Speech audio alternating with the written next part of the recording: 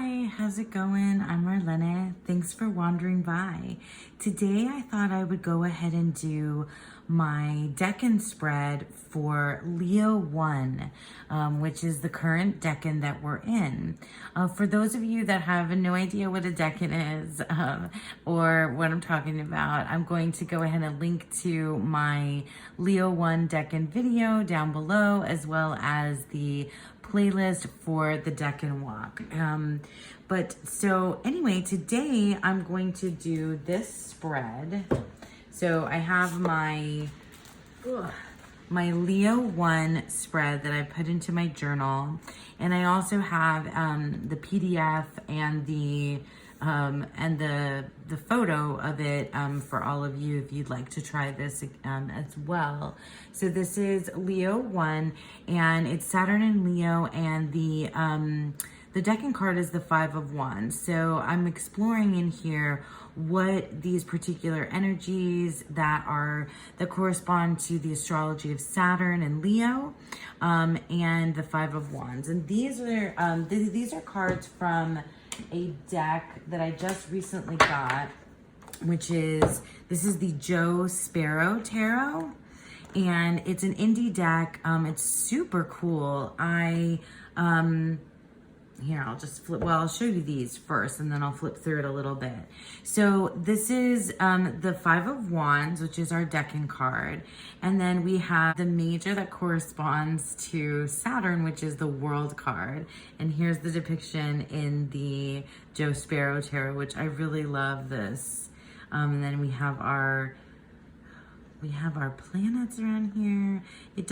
That's so interesting because the 4 fixed signs are usually in the corner. That's really interesting.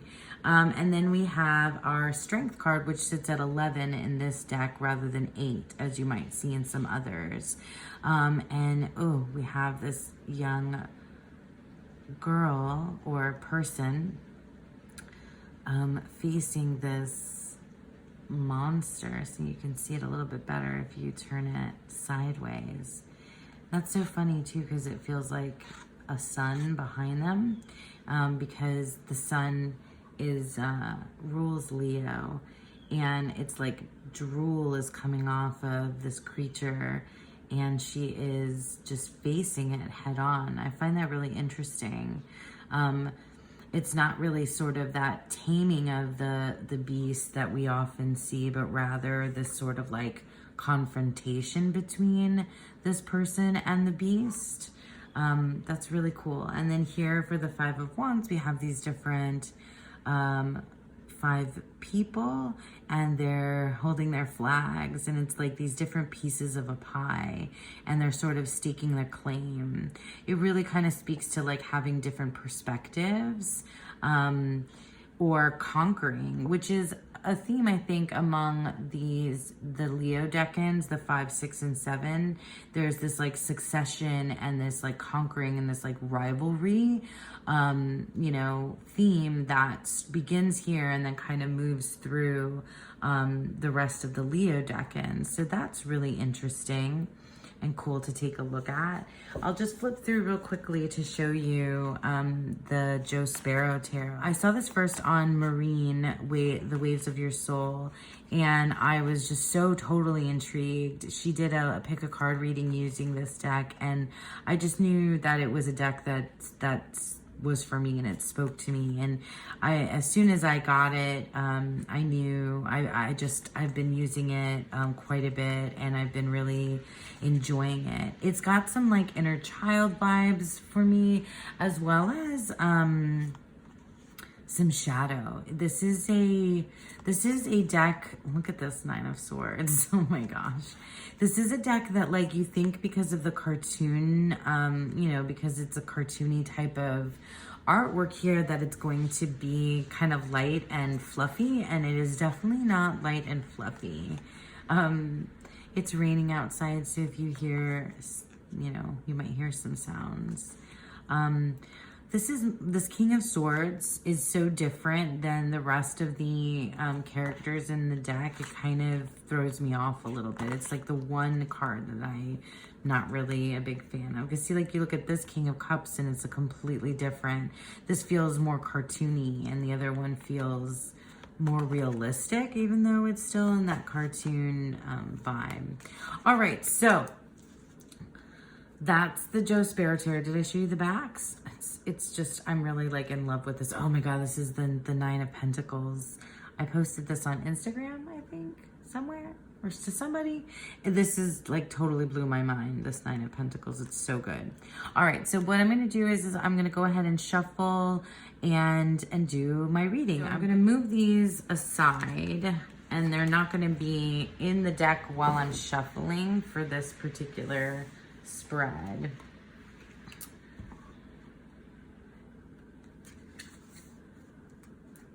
And these cards are really big, so we'll see how this works out on camera. But I suppose that's the idea, is that these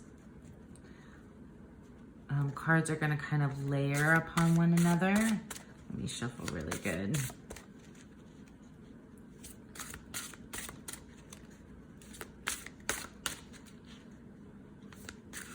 So I usually am the type of person that, like, I lay my cards face down and then I reveal them.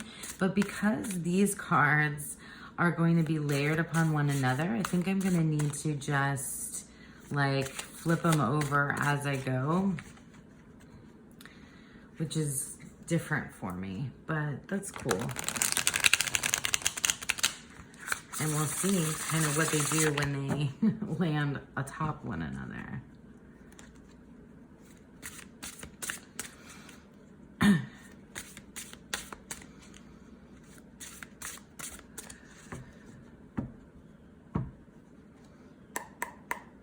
Okay. So the first card is, what am I striving towards? What am I striving towards? And we have the Hierophant here, which is a really cool, interesting card. They've got this energy kind of coming from their hands, and these look like the masses down below them. And they're kind of like imposing their power on other people. What am I striving towards? I don't know that I can answer that yet without looking at the next card to see what restricts me. So the second position is what restricts me. And that is the Seven of Wands. Which will be the third decan of this Leo season. So what am I striving towards and what restricts me is the Seven of Wands. So if I'm striving towards some sort of, like, this really feels like control over the past. That's exactly what it feels like now. If I'm striving towards some sort of control over the past, and what's restricting me is my defensiveness. Yeah, that tracks. Being defensive about it. Okay.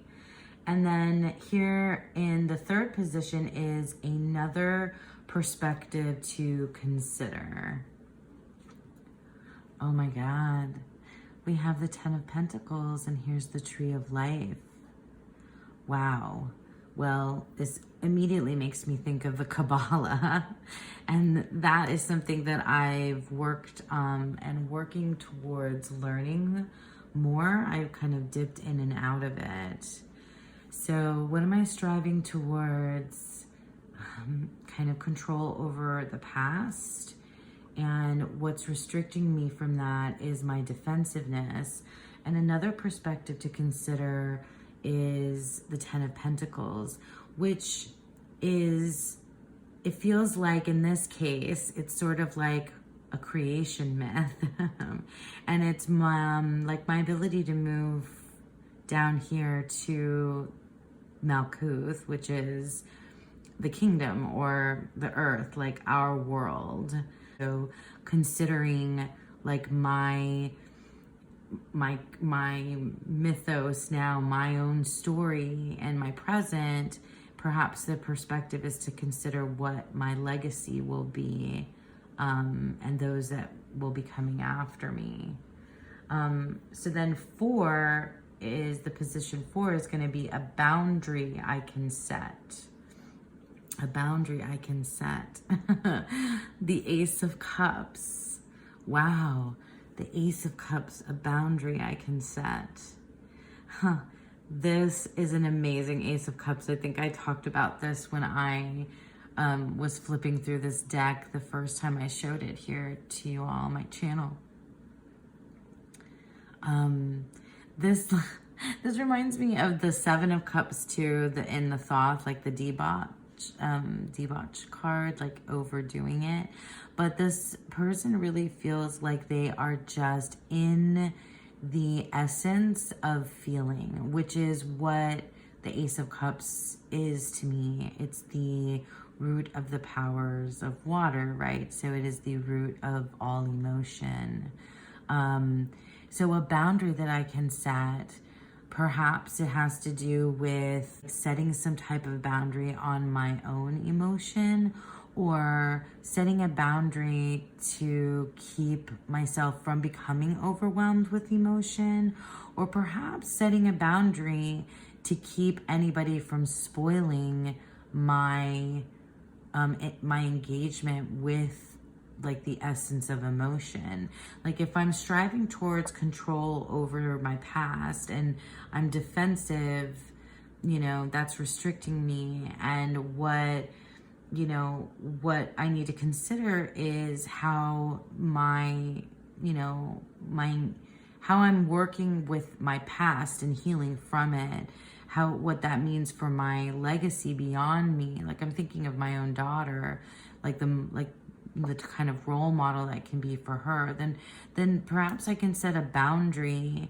My boundary is about not letting other people like keep me from, or not letting other people or anything, keep me from experiencing the essence of my own emotion. Like I have to go there to that like initial emotive kind of emotional place.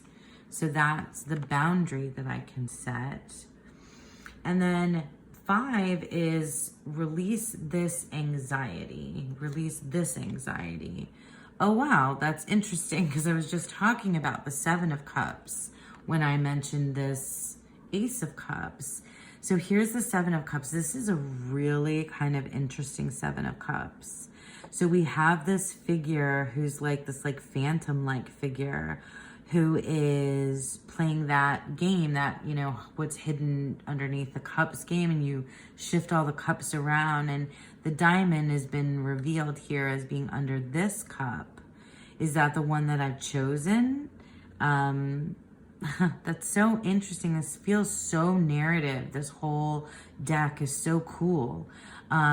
So releasing the anxiety. So the anxiety around this is that maybe that somehow like somebody's playing tricks on me, that like what I desire, like my, because usually the 7 of Cups is about daydreaming, or it's about fantasy and illusion, or making like emotional decisions that are, in these cups.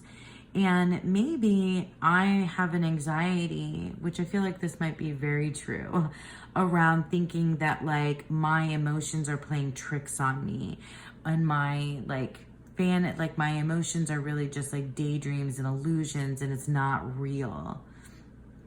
That's interesting too about this 10, that the 10 of Cups here is this, the 10 of Pentacles is this, is my sort of, other perspective to look at, because I'm always in my, I don't have any swords out here, which is interesting. I feel like I'm always in my head space, and I'm not really embodied or feeling like, earthy, right? Like the Pentacles. And this is moving through wands and the Pentacles, and now emotions. So like what I was trying to get at there is that like my anxiety is that I'm not really feeling real. Like it doesn't feel like, you know, physical, tactile, that I'm always just like daydreaming, and that I shouldn't trust my, you know, my emotions because they maybe aren't real. That's the anxiety that I need to release. And then, so I can finally, in this last card, I can shine here. Wow. And it's the 10 of Cups. This feels a little thoughty too, as well. The end, right, of an emotional cycle, but it's also like this, another 10, right? So it makes me think of, you know, the happy family card from the Waite Smith, but this is also sort of just like being able to see the truth of my emotions. That's just what's popping out of my head, what I'm thinking right now.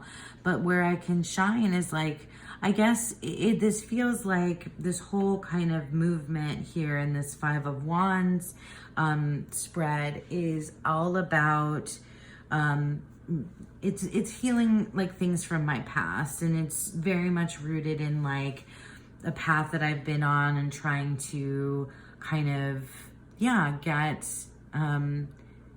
get real, not just get real, but like feel more in touch with myself in a very like reality based way, and not just a kind of in my head space. I'm striving towards having that power over things that I have kind of rejected now. And the restriction of that was this defensiveness. And the perspective that I'm considering is this Kabbalistic tree of life, where my, you know, I'm coming to the kingdom here in the 10, and I'm really thinking about the next generation, which is a big part of what I talk about here on this channel, which is interesting. And the boundary I'm going to be setting is to allow myself to go to an essential emotional place, and, you know, stop thinking that like my own emotions are playing tricks on me, and rather let them shine, you know, kind of feel the full, you know, back to this, the Ace 10, kind of feel the full power of my own emotions. Yeah, that really feels like what this decan spread is telling me to do, or speaking towards, that I can shine in my emotional place. You know, I can shine. My feelings are valid. My feelings are valid. That's like the big takeaway here, is that my feelings are valid. Wow. Okay, so that's it. That was my Leo 1. My 5 of Wands spread that I did here for you all, with this amazing deck, the Sparrow Tarot, which I'm like in love with right now. And that was great. That was a really good reading, and I'm happy that I was able to do it here, talking out loud, speaking with you. You all enjoyed that, and I thank you for sticking around with me, and I hope that you all have a beautiful, wonderful day.